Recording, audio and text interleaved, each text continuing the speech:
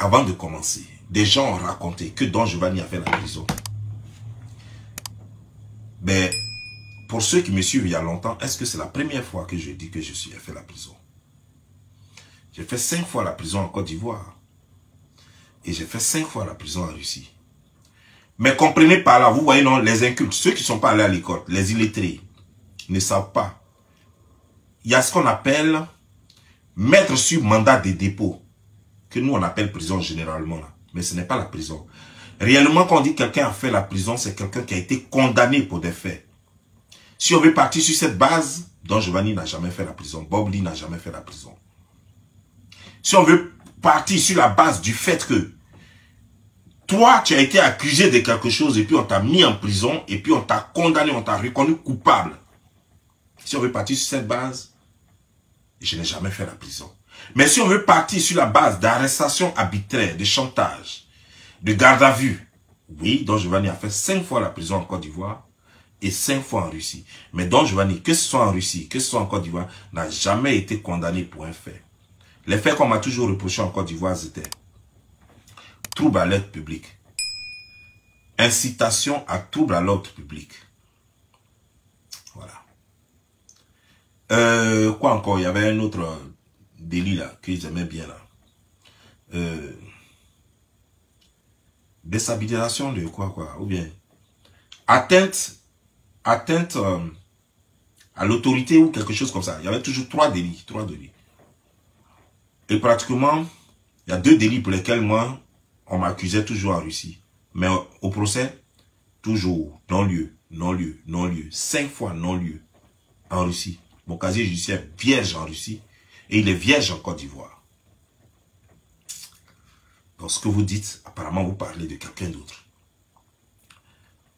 Vous n'allez jamais fouiller dans les trucs de la justice et puis voir une grosse sortie de la justice de Côte d'Ivoire disant que j'ai une fois été condamné. Jamais vous n'allez voir ça. C'est ça. C'est ce que je suis. Je suis une légende. Je suis une légende. Mais il n'y a rien que vous ne dites sur moi que moi je n'ai pas déjà dit. C'est moi qui ai donné l'information ici que moi j'ai fait 5 fois la prison. S'il n'y a pas quelqu'un, personne n'était témoin. Personne. Voilà. Vous comprenez, non? Et je suis d'une famille tellement pauvre que généralement, je ne mêle pas ma famille à mes histoires politiques. Je ne fais pas ça. J'aurais appris que les gens disent que mon oncle m'a enlevé. Mon oncle. Tous mes oncles haut placés sont morts. Il reste un. Il reste un. Et il n'est pas gendarme. Il est très vieux d'ailleurs. Tous mes oncles sont morts. Je n'ai pas d'oncle. Ça aussi, vous ne savez pas. Mais je vous donne l'information. Donc, désormais, prenez ça aussi. Et puis, vous allez dire que vous avez cassé Papo sur moi. Parce que c'est ce que vous faites. Quand je dis des choses, vous gardez ça. Vous laissez passer le temps. Et puis, quand les gens ne s'en souviennent plus, un peu, les gens ont un peu oublié. Et puis, vous prenez ça comme si vous avez cassé Papo. C'est moi. Tout ce que vous dites, c'est moi qui ai dit.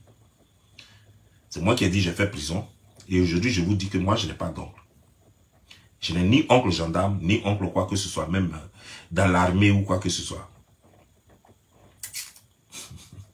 Mais je ne vous dirai pas plus. Je m'arrête juste là. Parce que le reste, ça ne vous regarde pas.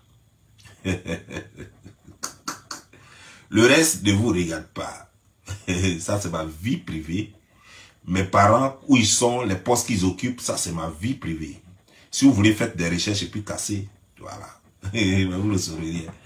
Il n'y a personne qui peut faire recherche sur moi. Vous savez pourquoi? Je vais vous dire. Aujourd'hui, je vais vous dire. Parce que je suis le genre de personne, je n'ai jamais grandi sur place. C'est-à-dire que ma vie est partout en même temps ailleurs. Et partout, je suis passé dans toutes les villes où j'ai grandi pratiquement. Personne n'a pris la peine de savoir comment j'ai évolué. On m'a vu un temps soit peu et paf, on ne me voyait plus. Alors que j'étais déjà ailleurs. Et on me voit dans un coin et puis paf, je ne suis plus là. Je suis déjà ailleurs. Donc de temps en temps, je viens dans le même secteur de temps en temps. De passage. Je fais 1 semaine, je fais 2 semaines, je fais quelques jours, et puis je bouge. Donc, personne ne connaît ma vie. Vous voyez, non? Personne ne connaît ma vie. C'est ça le problème. C'est pourquoi je suis très, très sérieux. C'est pourquoi je suis comme un poisson, je glisse dans la main. C'est pourquoi il n'y a pas quelqu'un qui peut dire voici ma vie. Et là, je peux vous garantir, même dans ma famille, c'est pas vous seulement, hein, non, non, non. Même dans ma famille, il n'y a personne qui peut dire voici la vie de Bob Lee. Personne. Parce que l'âge de 14 ans, j'ai quitté ma famille. Et comment j'ai vécu, personne ne sait. Dans ma famille. L'âge de 14 ans, moi j'ai quitté ma famille. J'ai payé moi-même mes études. C'est-à-dire que tout ce que j'ai vécu après, ma famille n'a aucun contrôle de cela. Ils ne savent même pas comment j'ai grandi.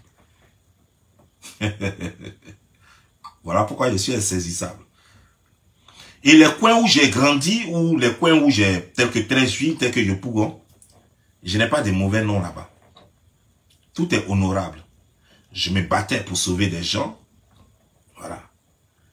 Je me battais pour des gens menacés. Voilà ce qu'on peut dire. On va vous dire, ah, il était parableu, il aime parable. Voilà tout ce qu'on peut vous dire. Rien d'autre. Je n'ai jamais volé, je n'ai jamais pris la drogue, rien. Contrairement à vous. Contrairement à vous, qui êtes toujours en train de sniffer, qui vous droguez non seulement, mais qui faites la prostitution. Ouais. Pourtant, toutes ces cartes étaient ouvertes pour moi. Je pouvais faire tout ça aussi, hein, mais je n'ai pas fait. On va aller doucement. J'ai eu un père. J'ai eu un père qui est d'un village qui s'appelle Boudoukou. Tout le monde le sait parce que j'ai toujours dit le nom du village. Après, là, attendez quelques temps après, puis vous allez dire que vous avez cassé papa encore, que vous savez d'où je viens, que mon village s'appelle Boudoukou. Comme si c'est vous qui aviez cherché et trouvé ça. Je vous le dis, je suis de Boudoukou. Je suis Dida de Djibou. Je suis un Djibois. Voilà. Je suis un Djibois. Excusez-moi. Et donc, j'ai un père. Ma maison familiale est encore à Boudoukou. Voilà. Mais il y a une chose que je vais vous dire pour vous surprendre. À Boudoukou, mais ma famille restreinte. À part je dis bien, ma famille restreinte, on ne me connaît pas à Boudoukou parce que je n'ai pas grandi à Boudoukou. Parce que je vais très rarement à Boudoukou. Je connais les gens parce que ma mère m'en a parlé. Parce que quand mon père vivait, quand j'étais petit, très petit, parce que j'avais 7 ans quand mon père est mort. Donc très petit, mon père m'amenait. Vous savez, à cet âge-là, on retient beaucoup de choses. Donc je connais le nom des gens. Et après, plus tard, quand j'ai grandi, quand je suis de passage là-bas, il y a certaines personnes que je connais. Donc ma famille restreinte, je la connais. Mais beaucoup de personnes dans mon propre village ne me connaissent pas. Si on dit le nom de mon père, oui, ils savent que ils connaissent mon père. Mais moi, ils ne me connaissent pas. Même mon grand frère, il y a beaucoup qui ne le connaissent pas. Ils entendaient son nom. Il y a beaucoup qui ne le connaissent pas. Par contre, ma grande soeur, elle, on la connaît là-bas. Parce qu'elle était pratiquement là-bas. Voilà la différence. Vous voulez en savoir plus sur moi? Écoutez mes vidéos et vous allez apprendre un peu sur moi. Sinon, personne ne peut vous apprendre quoi que ce soit sur moi. Personne. Il n'y a personne qui puisse vous dire, voilà le monsieur là, voici ce qu'il est. Ce que les gens vous racontent, c'est des bêtises. Des inventions.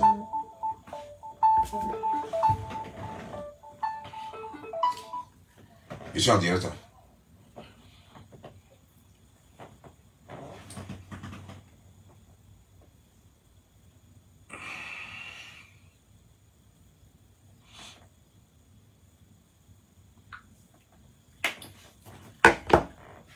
Maintenant, on va y aller.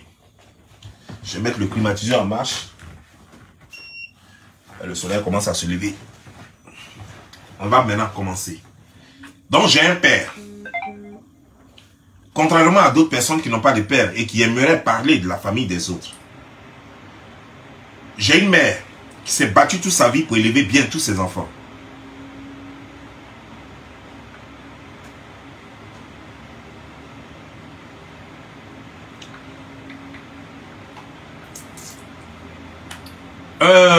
D'abord, on va commencer d'abord par ton père. Couper tête pour jeter. On va commencer d'abord par ton père.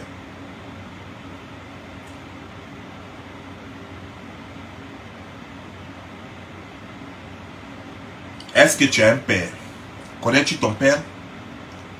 Monsieur Baté, est-ce que c'est ton père? Non, c'est pas ton père. Ta maman t'a eu longtemps après, avant d'avoir ta soeur Laetitia. Laetitia et ton petit frère ont même père, même mère. Toi, le monsieur là, c'est pas ton père. D'ailleurs, la preuve, quand tu es parti, pourquoi tu n'es pas parti avec une carte d'identité au Mali? Tu es parti avec une carte professionnelle qu'on a fabriquée en brou pour toi. Lorsque la dame est venue te chercher, lorsque Jenny est venue te prendre en zone 4, qu'elle t'a vu, elle cherchait des filles, donc elle faisait le tour de la zone 4 pour voir parmi les prostituées, si elle pouvait faire des choses. Tu étais arrêté là, parmi les prostituées. Vous étiez un groupe de prostituées quand Jenny t'a pris. Et puis elle a payé ton transport.